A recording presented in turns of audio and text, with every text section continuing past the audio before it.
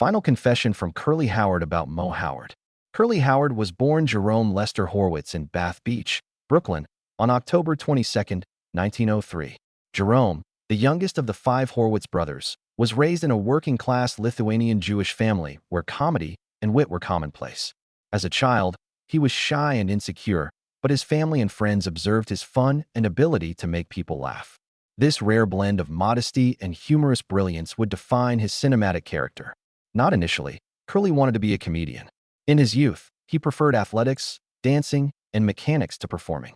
A 12-year-old gunshot wound to his ankle left him limping and self-conscious. He then used this physical oddity in his exaggerated, bouncing comedy manner. Curly was a machinist and amateur ballroom dancer before entering show business. When his older brother Moe Howard, a vaudeville comedian, suggested he perform, his life changed.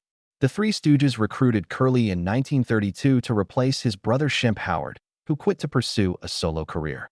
Curly was anxious about his stage inexperience and cut his rich brown hair to a bald head to look funnier. His round face, tremendous energy, and youthful excitement changed the group's dynamic instantaneously. His spontaneous, almost cartoonish physical comedy, underlined by his characteristic catchphrases like nyuk, nyuk, woo woo woo, and certainly, became Three Stooges trademarks. Curly's wit made the Three Stooges one of Columbia Pictures' most successful short subject acts in the 1930s and 1940s. He played a bumbling, naive character who was always the victim of Moe's slaps or Larry's machinations, but had a wonderful charisma that made people cheer for him.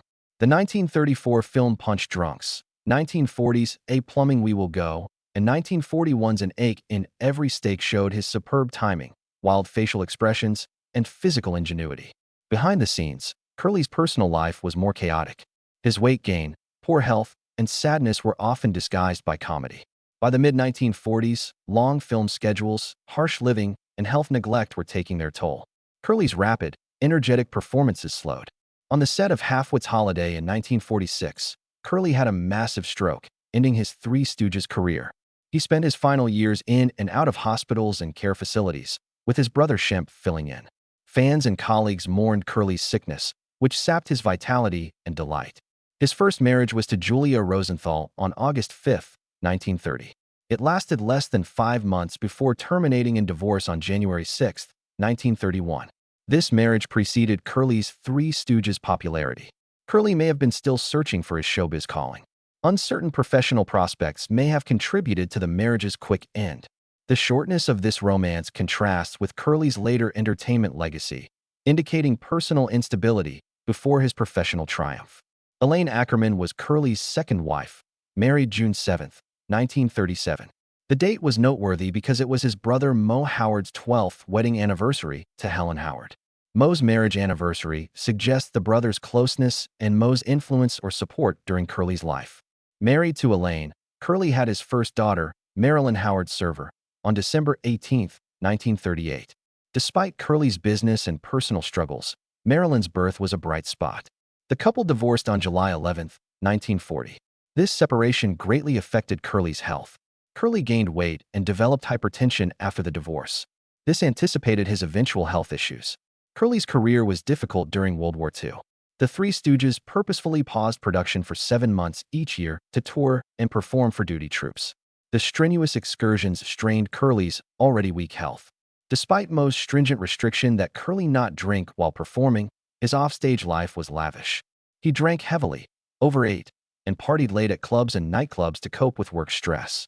His lifestyle was unhealthy and reckless financially. Curly often found himself in financial trouble due to his lavish spending on expensive wine, gourmet food, ladies, and real estate. After Curly's finances deteriorated, Moe had to control his income and expenses and file his income taxes to avoid disaster. Moe Howard advised Curly to remarry after seeing his lifestyle's negative consequences on his health and profession. He thought marrying would steady him. Curly married Marion Buxbaum on October 17, 1945, after a 2-week engagement. Unfortunately, this 9-month marriage was rocky. Curly Howard's personal troubles were sensationalized by the media throughout their bitter divorce. This publicity during Curly's already tough period worsened his physical and mental state. The divorce was formalized in July 1946, 2 months after Curly's stroke ended his performing career. Curly finally found stability when he married Valerie Newman on July 31, 1947. Their daughter was Janie Howard Hankey. This marriage, born in 1948, was Curly's longest and most steady until his death on January 18, 1952. Valerie supported him while he battled his stroke and other health issues in his later years. As Curly struggled in his latter years, his daughter Janie brought joy and hope. Fans of the Three Stooges have been captivated by their slapstick humor, timeless routines, and brotherly dynamics for decades. The connection between Curly Howard, noted for his crazy antics and contagious laugh, and his older brother Moe Howard, the severe but loved leader, has always fascinated spectators. Curly Howard finally reveals the genuine Moe Howard behind the domineering facade in a rare and personal moment. Curly's discovery dispels numerous Moe tales from the past. Moe was depicted in the media and by fans as the Stooges' tyrannical leader, always ready to slap or bite.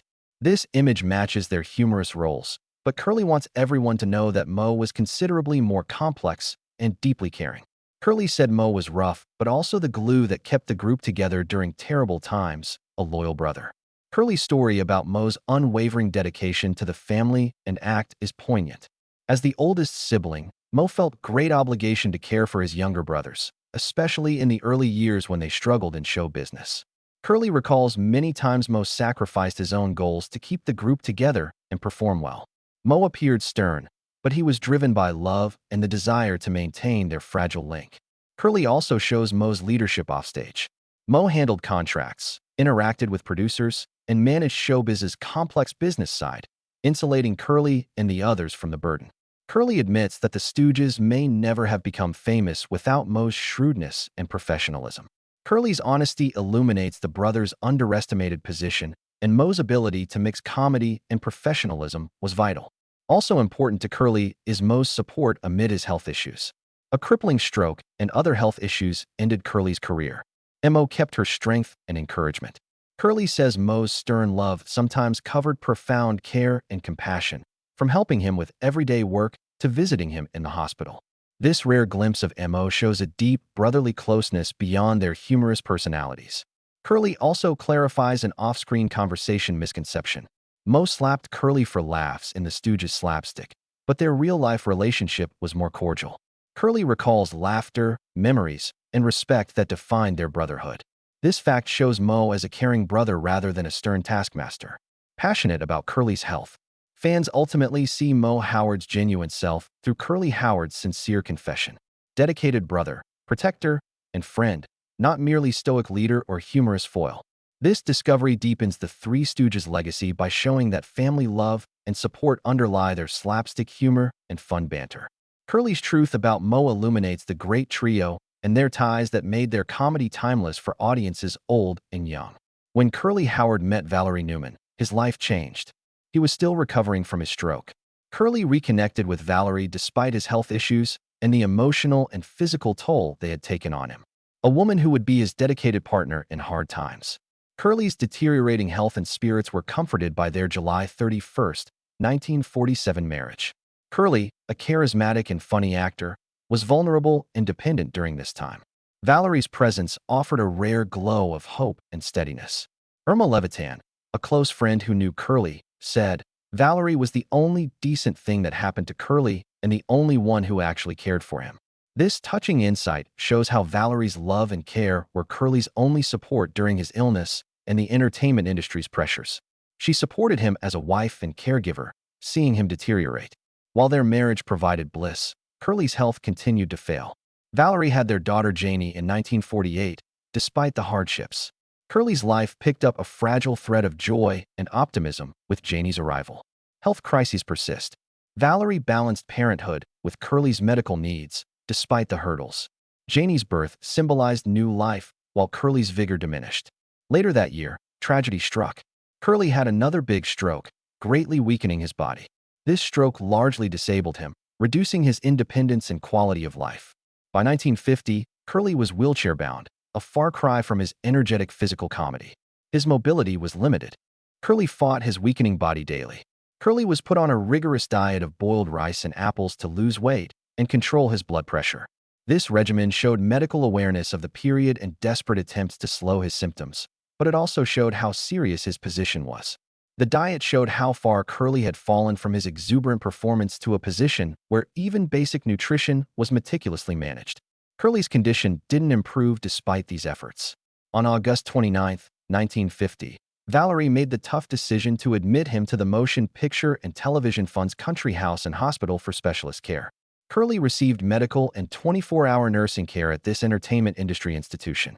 During his months there, he had numerous therapies and medical evaluations to stabilize his health and manage his stroke symptoms. Curly was discharged, but not entirely recovered. In the following months and years, his delicate condition required multiple facility visits. These recurrent admissions showed his chronic sickness and his fight to retain health and dignity despite growing physical limits. Curly returned to the country house and hospital for care and to be with people who understood entertainers' stresses. By February 1951, Curly needed long-term care in a nursing home, which was better equipped for severely disabled people.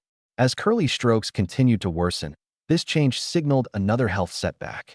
A month after entering the nursing home, he had another stroke, limiting his independence. Curly was transferred again in April to the North Hollywood Hospital and Sanitarium, which provided more rigorous medical and rehabilitative care. During his final stage of illness, medical workers managed his symptoms and comforted him. A painful episode in Curly's final year occurred on January 7, 1952. On the Columbia Pictures set of He Cooked His Goose, Curly's older brother and Stooge Moe Howard was approached. Help move Curly for the last time was requested. Moe, taking time off to care for his brother, depicts Curly's final days' deep family bonds and anguish. Their attempts failed to improve Curly's condition. Curly Howard, 48, died 11 days later on January 18, 1952. Despite his humorous talent and public adoration, his life was sadly cut short by disease. Curly lived the shortest of the Three Stooges, highlighting his physical hardships following his peak period.